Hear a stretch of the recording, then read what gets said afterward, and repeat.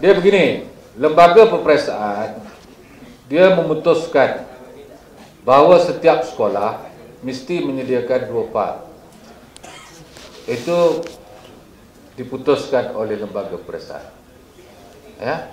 Kalaulah guru nak mengisi benda itu semua dalam komputer, maka dia sudah tidak akur kepada kehendak lembaga peperiksaan. Maksudnya mesti ada file jugalah. Dia tak boleh, kalau dia kata file dia dalam laptop lah, itu file juga. Dia mesti ada file. Nak ada benda maujud lah. Ya. Saya Dia tanya gitu. je. Okey. Sebab kita bimbang berlaku macam tu sebab zaman ICT kan. Ya. Dalam pelan pembangunan pun nak membangunkan. Betul puan. Tapi setakat ini apa yang kita dapat daripada lembaga memutuskan setiap sekolah mesti menyediakan 2 file. File yang maujud. Iaitu file perkembangan murid dan juga file showcase. Memang satu soalan kita pergi pada formatik. Jadi sebenarnya isu kelewatan guru ni tak timbul sebenarnya. Sebab setiap pentafsiran tu, evidence tu boleh di-in sepanjang masa tu kan. Ya. So apa masalah sebenarnya, saya pening tak. Jadi isu untuk formatik untuk mengisi key-in data ni saya rasa tak timbul. Kalau betul apa dinyatakan iaitu setiap kali evidence yang sudah diberi kepada murid, guru key-in data tu. Okey. Jadi apa? Tak timbul isu kelewatan. Contohnya saya habis buat satu ujian pentafsiran kepada murid saya terus key-in data, boleh atau tidak? Boleh. So, apa masalah? Itu yang saya cakap tu. Sebab tu saya pun tak pasti kenapa guru-guru di sekolah ni. Saya rasa mungkin guru ni tidak dijelaskan dengan tepat oleh ketua dan guru besar. Itu saja. Sebab dia tunggu, kalau contohlah saya mengajar dah 2 lah contoh. Dan terus dia kena datang. Habis buat evidence buat terus. Kemungkinan besar Cik Roslan, kemungkinan besar kenapa yang berlaku kelewatan cikgu masuk ataupun key-in dalam sistem ni ialah apabila cikgu dia dah menjalankan pentafsiran, kadang-kadang dia simpan rekod tu dan sebagainya. Sama ada dia simpan secara manual ya atau sebaliknya. Jadi sebenarnya kalau ikutkan cikgu ni bila-bila masa saja dia boleh key-in ya setiap evidence di dalam sistem pengurusan PBS. Ya, cuma kita nak supaya benda itu diselaraskan di peringkat sekolah. Sebab itulah kita nak pastikan apabila jawatan kuasa PBS sekolah mengadakan mesyuarat, ya, maka dia ada dia punya jadual kerja. Ya, kita lembaga dia akan mengeluarkan satu jadual pengoperasian dalam tempoh setahun. Ya, bila berlakunya pendaftaran, bila key-in dan sebagainya. Kalau kita lihat di dalam jadual pengoperasian itu, kemasukan evidence ini ataupun kemasukan markah di dalam sistem ini sepanjang tahun. Kalau kita tengok dalam jadual pengoperasian itu, kalau tuan-tuan dan puan, ya, kalau masih ingat, ya, saya tidak bawa dia punya tu, tapi mungkin ada dalam slide saya. Memang dia tulis itu kemasukan markah, kita kira markah lah tu kan. Ya, evidence itu di dalam sistem ialah sepanjang tahun. Ya, jadi terpulang kepada guru. Cuma kita nak jawatan kuasa tu dia ada satu jadual kerja supaya benda itu dapat diselaraskan. Ya, contohnya kalau jawatan kuasa tu memutuskan sepanjang masa, okey, dia boleh buat sepanjang masa. Cuma kita bimbang, andai kata bila kita datang pemantauan, bila kita tidak tengok minit mesyuarat jawatan kuasa itu, maka kita akan bertanya mana pelaporan, mana evidence ni, dah key-in ke belum dan sebagainya. Sedangkan kita tak tahu apa keputusan yang telah dicapai di dalam mesyuarat jawatan kuasa PBS sekolah. Sebab itu saya sentiasa menyarankan kepada pegawai-pegawai saya dan mungkin kepada tuan-tuan dan puan, apabila nak memantau, ya, kita jangan terus menjurus. Ya, ataupun seperti mana yang KS saya beritahu semalam, kita jangan terus tuju ke arah benda yang kita nak. Betul kita datang ni atas beberapa perkara yang perlu kita pantau. Ya, tetapi kita kena tengok keadaan. Ya, sebab di dalam PBS ini dia ada dia punya aturan dia. Ya, mungkin masa itu cikgu tidak dapat menyediakan ya pelaporan dan sebagainya kerana mungkin dia dah tertakluk kepada keputusan jawatan kuasa PBS sekolah. Ya, sebab itu apa-apa hal kita rujuk kepada pentadbir sekolah, rujuk kepada maklumat di dalam minit mesyuarat jawatan kuasa PBS sekolah. Okey tuan-tuan Okey, saya nak terus pergi ni. Kang 2 jam lagi kan duk Sabah kat kita kan. Okey, ini pelaporan formatif, sumatif ya. 2 pelaporan. Okey. Saya pergi laju sikit. Ini nanti akan diceritakan oleh pegawai saya. Okey, ini proses pentafsiran sekolah ya. Okey, guru mengajar, pilih standard kurikulum yang diajar, ini ikut sukatan pelajaran, rancang pengajaran, pembelajaran, ini dia punya catat alih dia ya. Melaksanakan pengajaran, pembelajaran dan pentafsiran ya. Kalau kemudian menilai prestasi murid, merekod jika ada murid yang ini mungkin saya tahu tuan-tuan dan puan juga akan tanya-tanya ya, tertanya-tanya nanti kalau murid yang tidak mencapai standard dia macam mana ya, kalau ikutkan kena buat pemulihan ya. Kemudian jika belum mencapai tahap penguasaan ya, perlu buat pemulihan. Kalau yang dah capai, rekod saja, kemudian pilih standard kurikulum yang baru untuk laksanakan pengajaran yang seterusnya. Tapi ini nanti pegawai saya akan terangkan secara detail ya, apa yang dikata dengan proses pentafsiran sekolah. Saya nak pergi kepada pentafsiran pusat ya. Okey, pentafsiran pusat ni satu pentafsiran yang dirancang, dibina dan dilapor oleh lembaga periksaan. Untuk sekolah menengah ya, JU sekolah menengah tahun ini telah didedahkan kepada pentafsiran pusat untuk di peringkat sekolah menengah yang akan dimulakan pada tahun depan kepada murid tingkatan 2. Ya, di dalam pentafsiran pusat ini secara umum yang saya jelaskan kepada tuan-tuan dan puan, dia mempunyai 2 tugasan. Ya, satu tugasan jangka pendek dan satu tugasan jangka panjang. Kedua-dua tugasan ini berdasarkan kepada mata pelajaran dan setiap tajuk yang diberi adalah berbeza setiap tahun. Ya, tempoh untuk tugasan jangka pendek ialah dalam tempoh 1 ke 2 minggu. Ya, dan apa yang telah diberitahu, tugasan jangka pendek ini adalah dalam bentuk bertulis.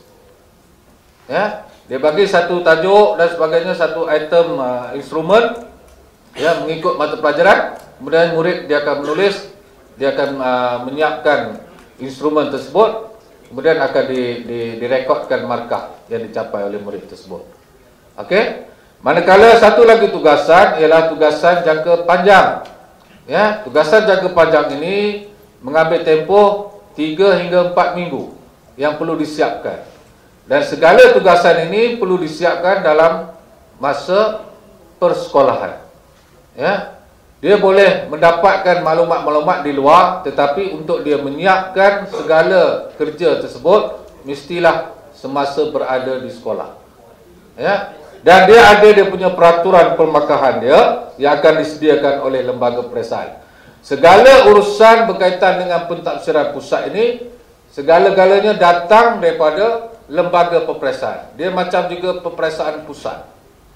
Ya, cuma guru di sekolah hanya mentadbir dan juga memberi skor serta merekodkan skor yang diberi oleh guru pada tugasan yang telah disiapkan, yang telah dilaksanakan oleh murid dalam tempoh yang telah ditetapkan. Ya, rubrik ataupun peraturan pemakahan semua disediakan oleh lembaga peperiksaan. Ya, cuma bagaimana kita nak pastikan markah ataupun skor yang diberi oleh guru mata pelajaran itu betul-betul valid, betul-betul boleh dipercayai ataupun boleh tidak berlaku ketidakaturan dalam pemberian skor.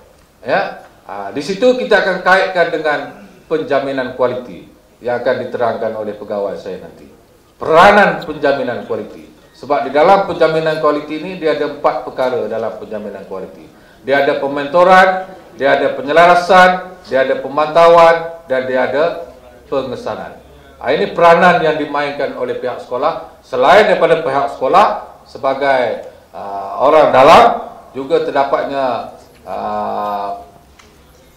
pegawai-pegawai daripada luar lah, daripada jabatan, daripada lembaga, daripada PPD dan sebagainya untuk menjalankan aktiviti penjaminan kualiti. nanti akan diterangkan oleh pegawai saya. Jadi setiap benda yang dilaksanakan di sekolah itu mesti berfokuskan kepada aktiviti penjaminan kualiti untuk memastikan segala perekodan ataupun apa saja yang telah dinilai, direkod dan sebagainya, dilaporkan itu mempunyai keabsahan dan juga kebolehpercayaan. Okey, ini pentafsiran pusat, ya. Dan pentafsiran pusat ini akan mula untuk murid tingkatan 2 tahun depan. Tetapi apabila murid tingkatan 1 masuk, kemungkinan tingkatan 1 pun akan ada pentafsiran pusat. Ianya berbeza dengan murid di sekolah rendah.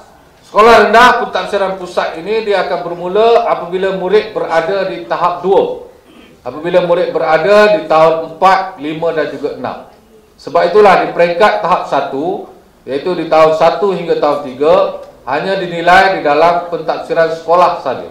Ya, dia tidak melibatkan penilaian di dalam pentafsiran pusat, PAJSK dan juga pentafsiran psikometri.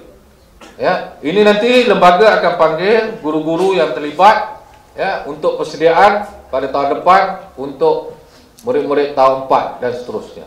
Ya, kemungkinan besar JPK co-curriculum juga akan dipanggil tahun depan untuk diberi pendedahan berkaitan dengan PAJSK apabila murid berada di tahun 4 dan akan dilaksanakan PAJSK.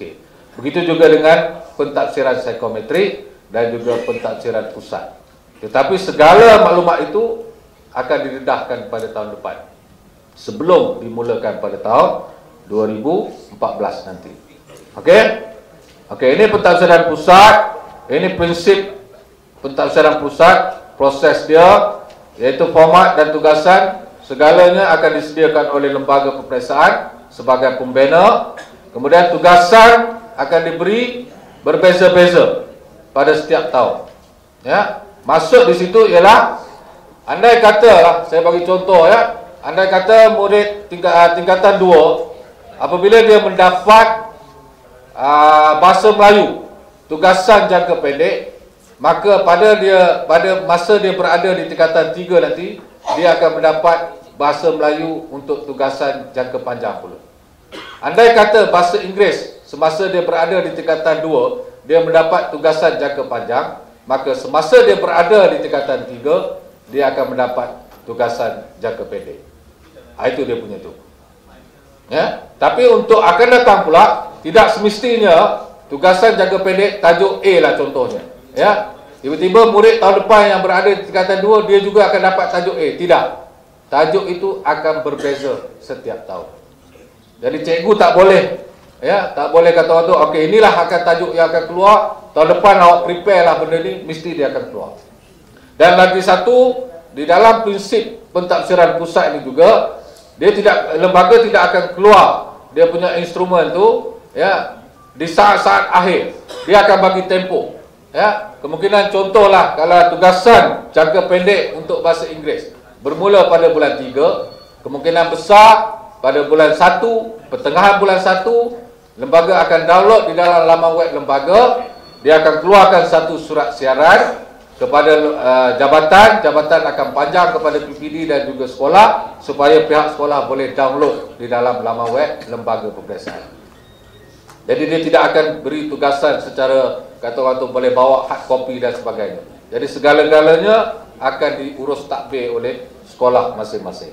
Cuma lembaga download saja di dalam laman web. Tetapi dia ada password yang tertentu lah. Jadi kita tak bolehlah mudah-mudah buka sebagainya. Ya, okey. Kemudian tempoh pelaksanaan ditentukan oleh lembaga peperiksaan seperti mana yang saya beritahu tadi. Ya, tugasan jangka pendek dalam masa 2 minggu, jangka panjang dalam masa 4 minggu ataupun sebulan. Kemudian dilaksanakan di sekolah, mesti disiapkan, mesti dibina, mesti dilaksanakan ataupun dibereskan di sekolah. Walaupun dia mendapat maklumat di luar sebagainya, dia cari, ya, maklumat-maklumat di luar, tapi dia kena bawa, ya, ke sekolah. Masa proses PMP itu, masa itulah dia akan buat. Ya, walaupun mungkin tajuk, ya, belum lagi diajar pada waktu itu, tetapi sebab itulah dia akan dibagi awal supaya murid boleh membuat persediaan ataupun guru boleh membuat persediaan. Ditafsir oleh guru mata pelajaran mengikut mata pelajaran yang tertentu. Penskoran berdasarkan tugasan yang diberi oleh lembaga. Dia akan keluar peraturan pemakahan, penggradaan dan juga pelaporan ditentukan oleh lembaga. Ya, penjaminan kualiti dan standard. Ini kena buat penjaminan kualiti, kena ada penyelarasan, betul tidak? Ya, ini dalam aktiviti penjaminan kualiti. Ya, okey, penggradaan dan juga pelaporan maksudnya apabila guru telah siap tempoh murid menyelesaikan tugasan dia, maka guru akan memberi skor terhadap tugasan tersebut. Ya, kemudian skor tersebut akan direkodkan. Buat masa ini kita tidak pasti sama ada terus key in dalam sistem ke ataupun hantar terus kepada lembaga, belum lagi pasti lagi. Ya, jadi maklumat itu kita tak dapat lagi setakat itu. Cuma dia memberi secara terperinci dia punya proses aliran tugas dia dan juga apa yang dikatakan dengan pentafsiran pusat. Ya, okey. Ini kalau ikutkan pegawai saya ni tak banyak lah dia nak cerita nanti. Semua dah cerita ni, semua dalam kepala KU dah cerita ni. Okey. Ini pentafsiran psikometrik. Seperti mana saya beritahu tadi, saya nak ingatkan kepada tuan-tuan dan puan, yang pentafsiran sekolah dan juga pentafsiran pusat ianya adalah bidang akademik, manakala yang dua ni lagi ialah bidang bukan akademik, iaitu pentafsiran psikometrik. Pentafsiran psikometrik ni ianya satu kaedah yang digunakan untuk mengumpul maklumat yang dapat menggambarkan ciri, atribut ataupun trait psikologi seseorang, sama ada dalam domain kognitif ataupun afektif. Ini banyak kepada aptitude dan juga personality murid. Ya, okey. Ianya akan dimulakan kalau ikutkan pada tahun ini lembaga telah panggil semua kaunselor di sekolah menengah. Ya, sepatutnya dia mula tahun ini, tetapi kerana adanya beberapa kengkangan di peringkat lembaga peperiksaan, maka tidak dapat dimulakan pada tahun ini. Ya, dan kemungkinan besar juga tahun depan kaunselor di sekolah rendah juga akan dipanggil untuk diberi pendedahan berkaitan dengan pentafsiran psikometri. Ya, dia melibatkan dua aspek sajalah di dalam psikometri. Ya, dan di peringkat sekolah dia akan diuruskan oleh guru kaunselor ataupun guru kaunseling, ya, di peringkat sekolah. Ya, sebab itulah pihak kami di sektor pendidikan peperiksaan akan memanggil GPKN supaya GPKN ini tahu peranan dia, ya, bersama dengan guru kaunselor, ya, supaya dia dapat melaksanakan pentafsiran psikometri. Okey, ini secara umum nanti akan dijelaskan oleh pegawai saya. Ini dia punya aliran dia tu, ya. Okey. Lembaga peperiksaan yang warna kuning tu sediakan item instrumen yang manual, yang komprehensif, penskoran secara dikotomus. Ini macam-macam lah, ya, mus-mus ni semua ni. Ya, pelaporan secara deskriptif dan juga individu. Ya. Dan salah satu dia ialah untuk mengenal pasti kecenderungan dan juga kekuatan serta kelemahan bakat, minat dan juga kesediaan murid tersebut. Ya, mendapatkan maklumat tentang ciri-ciri perilaku setiap individu. Ya, inilah dua, ujian aptitude dan juga inventory personality. Tidak ada jadual, ya, tidak berasaskan kurikulum. Okey, dicadangkan kepada semua murid. Ini ikut keperluan sekolah lah. Okey, ini pentafsiran aktiviti jasmani, sukan dan kurikulum. Ya, dijalankan untuk mendapatkan maklumat tentang kapasiti dan potensi jasmani, sukan dan kurikulum yang dikawal secara harmoni dan kapasiti oleh kapasiti dan proses mental seseorang individu murid supaya pertumbuhannya dapat dipantau dan diperbaiki. Jadi sebab itu yang saya beritahu tadi di awal tadi bahawa segala, ya, aktiviti ataupun segala yang dilaksanakan oleh murid di sekolah akan dinilai. Ada dia punya skor dia, ada penilaian dia.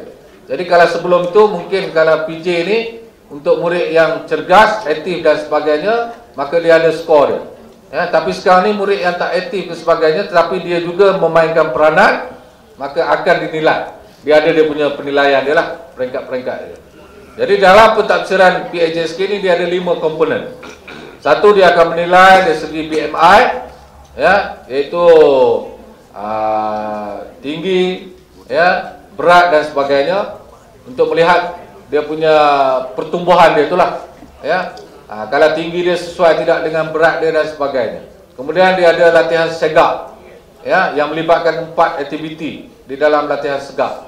Kalau dulu dikenali sebagai ujian daya tenaga asas, UDTA. Masa zaman saya dulu UDTA. Kemudian adalah di ujung-ujung tu dah mula latihan segak, ya. Okey, jadi segak ni juga akan diambil kira 4 aktiviti. Dan dalam 4 aktiviti ni mesti dijalankan serentak. Dia tidak boleh 2 aktiviti minggu ini, kemudian hari esok 2 aktiviti lain, yang lain tak boleh. Dia mesti 4 aktiviti tu mesti dinilai serentak.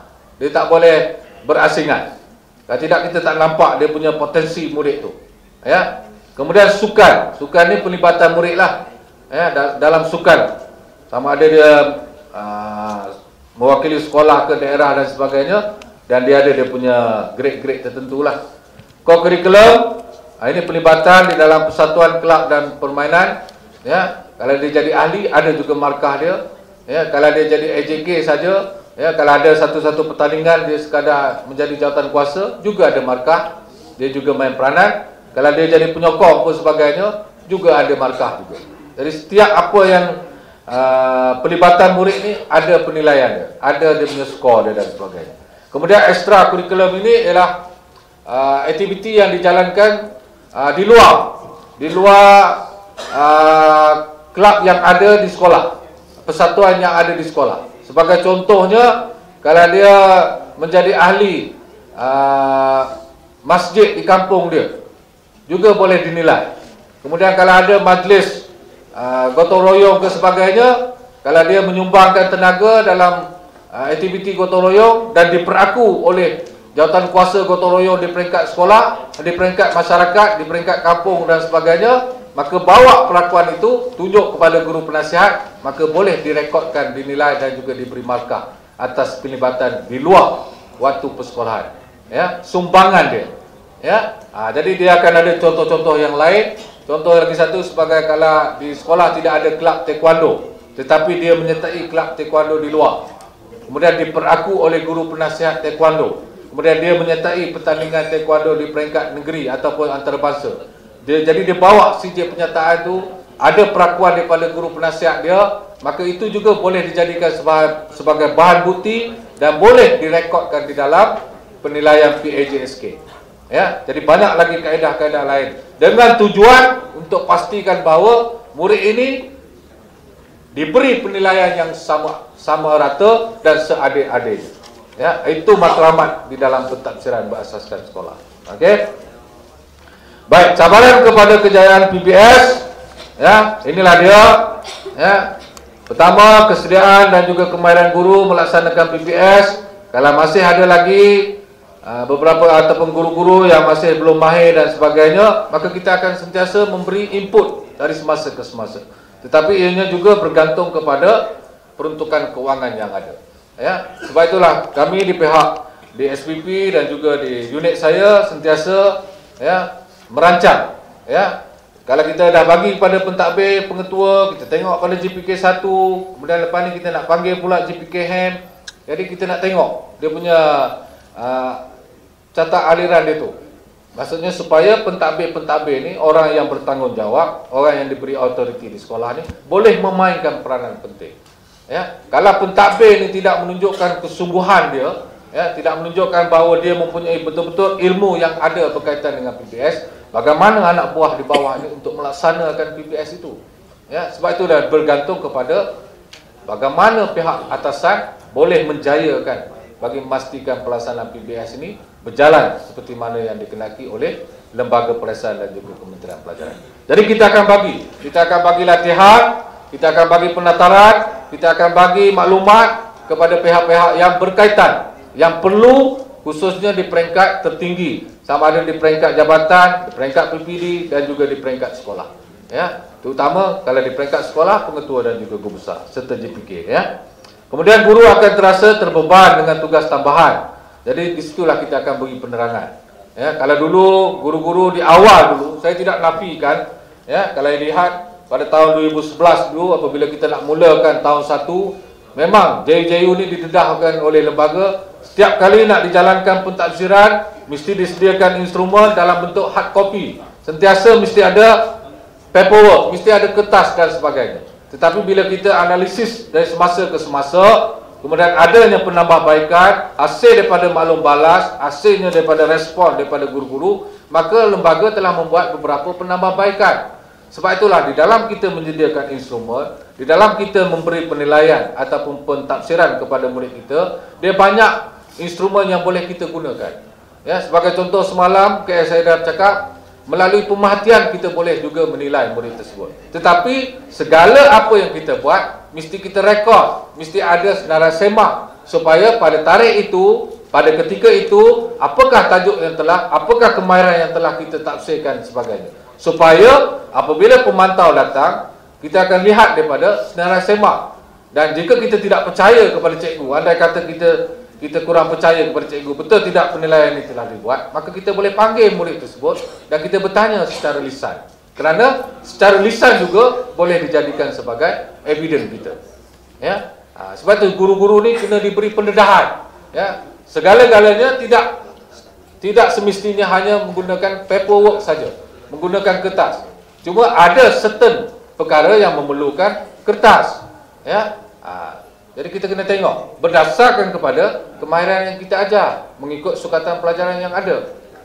Ya, jadi pendedahan-pendedahan macam inilah yang perlu kita sampaikan kepada ibu bapa ataupun kepada guru-guru di sekolah. Jadi kepada tuan-tuan dan puan lah, ya, jika telah diberi pendedahan, telah diberi penerangan, ya, maka salurkan, sebarkan perkara-perkara ini. Ya, supaya guru tidak merasa terbeban. Dan mungkin pada saya pula, saya tidak merasakan bahawa bebanan itu atas kadar nak menyediakan instrumen. Ya, cuma saya merasakan mungkin bebanan itu atas dasar nak merekodkan, nak key in di dalam sistem. Mungkin itu beban kepada guru-guru. Sebab bila nak key in, mungkin masa itu serba tak baik ke, lemah dan sebagainya, dan terpaksa mengambil masa yang lama. Dan saya pun kadang-kadang tertanya-tanya, kenapa perlu sampai nak key in sampai pukul 3, 4 pagi? Kenapa kita membahayakan diri kita? Mengapa kita menyusahkan diri kita dan sebagainya? Apakah tidak ada hari esok? Apakah kita akan mati pada esoknya? Yalah, walaupun kita tak tahu kan, ajal maut tu di tangan Tuhan, ya. Jadi pada saya gitu jelah kan.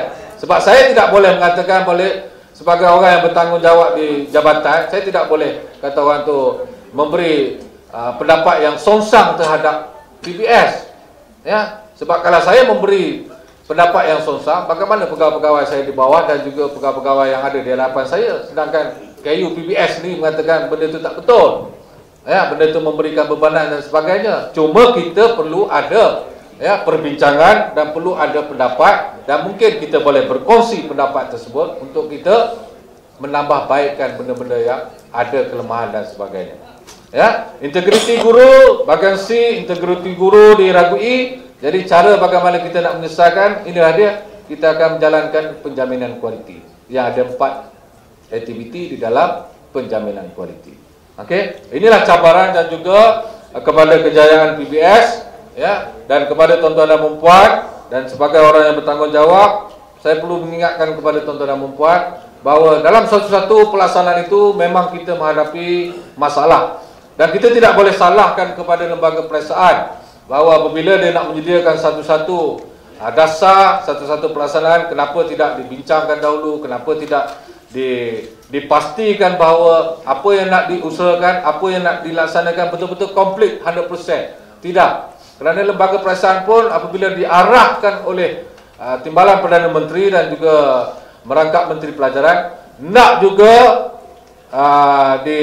dilaksanakan PBS ini mulai pada tahun 2011 untuk sekolah rendah dan 2012 untuk sekolah menengah, maka segala-galanya ketika itu, ya, terpaksa disediakan oleh lembaga peperiksaan bersama dengan bahagian perkembangan guru, perkembangan kurikulum dan juga bahagian pendidikan guru. Jadi kadang-kadang dia orang ni di atas ni, bila bahagian ini untuk bahagian ini menguruskan, yang bahagian ini bahagian lain pula menguruskan. Jadi itulah keadaan di atas lah, di peringkat di atas. Sebab itu kita tak mahu di peringkat jabatan antara SPP dan juga SPA, dan kalau boleh dengan sektor-sektor lain, tidak mahu berlaku perkara yang berlaku di atas. Ya, sebab itulah apabila pada bulan puasa yang lepas, yang berbahagia Tan Sri KPPN telah memanggil semua pengarah pelajaran negeri, semua pengarah-pengarah bahagian di KPN, semua ketua sektor dan juga pegawai-pegawai unit PBS untuk membincangkan kenapa berlaku permasalahan di peringkat pelaksanaan PBS ini, khususnya di peringkat sekolah. Ya, dari dalam satu hari suntuk daripada pukul 8 dan Tuan Haji Jai mewakili pengarah pada ketika itu, ya, dan dipengusikan mesyuarat itu oleh mesyuarat penambahbaikan PBS oleh yang berbahagia Tan Sri KPPN, ya, daripada pagi sehinggalah berbuka puasa, ya, membincangkan tentang penambahbaikan PBS. Jadi ketika itu Tuan Haji Jai mewakili pengarah, dan bila ada KPPN, Tuan Haji Jai pun SMS pada pengarah minta pengarah hadir juga, kerana KPPN nak kenal setiap pengarah, setiap ketua sektor dan juga pegawai unit PBS di negeri, ya. Jadi disitulah dibincangkan dan beberapa penambahbaikan telah dibuat, dan sekarang ini seperti mana saya beritahu di awal-awal tadi, maka lembaga peperiksaan menjalankan latihan hands on kepada pegawai-pegawai di jabatan, pegawai-pegawai di PPD dan juga sekolah guru-guru di sekolah contoh. Dan negeri Pahang, lembaga akan memberi latihan hands on PBS ini pada 20 hari bulan November, ya. Dan manakala di peringkat PPD dipecahkan kepada 3 zon, ya, iaitu di Kuantan melibatkan zon daerah Kuantan, Maran, Ropen dan juga Pekan, dan juga di sebelah Raub melibatkan Raub, Lipis, Bentong, dan mungkin kita akan masukkan Cameron Highland. Manakala di belah tengah pula melibatkan Temeloh, Bera dan juga Jerantut, kita akan buat di Jerantut. Ini pada tarikh 21 hingga 22 November. Jadi itu dalam perancangan saya, ya. Jadi pegawai lembaga, dan kalau pegawai jabatan yang masih lagi ragu ataupun keliru, masa pegawai lembaga nanti beri taklimat di peringkat jabatan, boleh terus tanya kepada pegawai lembaga tersebut, sebab dia akan memberi taklimat berkaitan dengan pengoperasian, penjaminan kualiti, sistem dan juga isu-isu berkaitan dengan pelaksanaan PBS di peringkat negeri dan juga di peringkat kebangsaan. Okey, jadi saya tengok dah 11.45, saya masuk tadi 11.05. Jadi saya rasa kalau ikutkan banyak lagi yang perlu saya sampaikan kepada tuan-tuan dan puan. Cuma saya nak tunjuk kepada tuan-tuan dan puan, ya,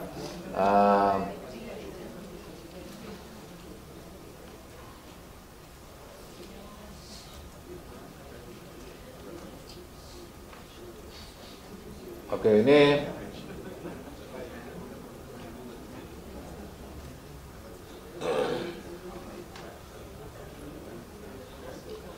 okey, ini beberapa aktiviti yang telah kita jalankan dan saya akan tunjuk pada tuan-tuan dan puan yang akan berlaku dalam tempoh 2-3 bulan ini, ya. Okey. Okey, kita telah menjalankan mesyuarat penjaminan kualiti kepada semua JPK, ya. Kalau kita tengok sebelum itu kepada semua JPK sekolah menengah, ya, selain daripada menyediakan pembinaan dan juga pemulihan modul instrumen DSP untuk tahun 2 dan juga tingkatan 1 yang kita edarkan, ya. Dan untuk yang semasa ini bermula pada 19 hari bulan, kita akan mula dengan khusus penyebaran PBS tingkatan 2 secara on-site di semua daerah, ya, bermula pada 19 hingga 28 November, ya, untuk kita memberi maklumat berkaitan dengan PBS tingkatan 2 supaya PBS tingkatan 2 ni akan mula pada 2013 seperti mana yang diperlukan oleh lembaga peperiksaan. Kemudian akan ada latihan hands on PBS oleh lembaga peperiksaan pada 20 hingga 22 November. Untuk jabatan dan juga PPD satu hari saja, pagi pukul 8.30 sampai 5 petang. Manakala di peringkat zon 2 hari, 21 hingga 22 November, iaitu pukul 8 pagi hingga pukul 5 petang, dan akan ada perbengkelan dan sebagainya. Dengan tujuan, ya, untuk recall balik semula, apakah guru-guru di sekolah contoh ni tahu, ya, apa dia pengoperasian, apa dia komponen, apa dia penjaminan kualiti dan sebagainya, bagaimana nak menyediakan PMP dan sebagainya, ya. Kemudian kita juga akan panggil JPK pentadbiran sekolah rendah pada bulan Disember ni nanti, ya, iaitu pada 10 hingga 18 hari bulan, ya, kita akan panggil.